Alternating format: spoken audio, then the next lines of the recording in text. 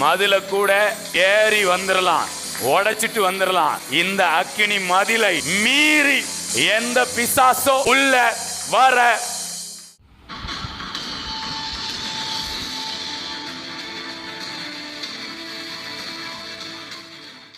மனுஷரின் திரளினாலும் மிருகஜீவன் திரளினாலும் மதிலில்லாத பட்டணங்கள் போல வாசஸ்தலமாகுமா. ஹல்லேலூயா. ஸோ மதிலில்லாத பட்டணம், இதில் ஒரு அர்த்தம் இருக்கு பாருங்களேன். அவ்வளவு திரளான ஜனங்கள். இப்போ அவங்க ஜனங்கள்னா வெறும் ஜனம் மட்டும் இருக்க மாட்டாங்க, அவங்கள்ட்ட நல்ல நகைகள் இருக்கும், நல்ல வஸ்திரங்கள் இருக்கும்.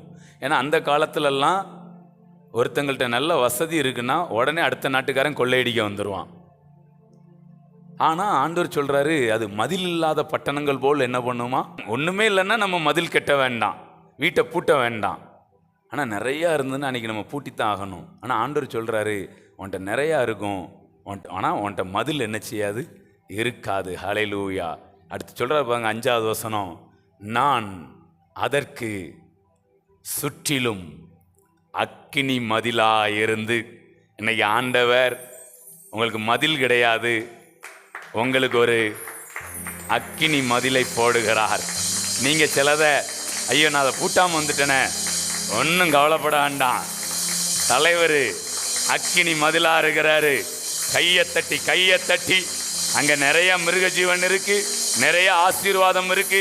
யாரும் வந்து தூக்கிட்டு ஏங்க மதில கூட ஏறி வந்துடலாம், உடைச்சிட்டு வந்துடலாம்.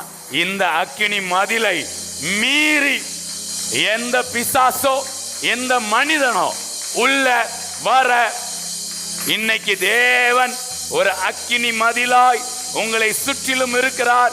உங்களுடைய ஆரோக்கியத்தையோ உங்களுடைய ஐஸ்வர்யத்தையோ உங்களுடைய எந்த காரியத்தையும் அவன் கொள்ளையிட முடியாது.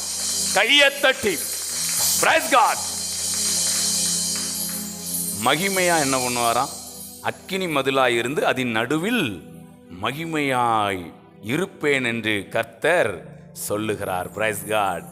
சரி, நிறையா மதில் அப்படிங்கிறது உங்கள் மேலே இந்த ஆராதனை வேலையில் நான் சொல்லிக்கிட்டே இருக்கிறேன். ஒரு அக்கினி மதில் உங்களை சுற்றி இருக்கு. அதை மீறி எந்த சீரியரின் இராணுவமும் நம்மை தொட முடியாது. Praise God. இப்போ சீரியர் இராணுவம்னா என்ன, வியாதி பலவீனம், இந்த ரெண்டை தவிர வேற என்ன, தொட முடியாது. ஒரு அக்கினி மதில் உங்களை சுற்றிலும் இருக்கிறார். Praise God.